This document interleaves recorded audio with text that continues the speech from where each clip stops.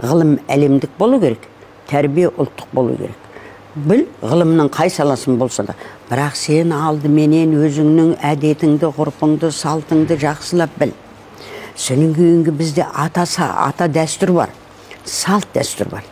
Екеуінің арасындағы айырмашылық ата дәстүр деген тек қазақта ғана бар жаным.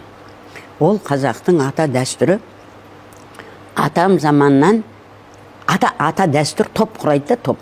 Мысалы қазақ руға бөлінеді, ол бөлінгенде қазақ болып бөлік емес. Ол тек қана қан тазалығын, жан тазалығының сақтау үшін топ құрайды. Сол топ қазақтың жүзге бөлінуі, руға бөлінуі осы ата дәстүрден келіп шығады. Салт дәстүр, барлық ұлттың бар салт дәстүр. Әрқайсысында ұқсастығымыз мол, айырмашылықтары да бар. Оны енді жеке-жеке бөліп алып қарағанда осындай нәрселер. Осыны жеткізуіміз керек.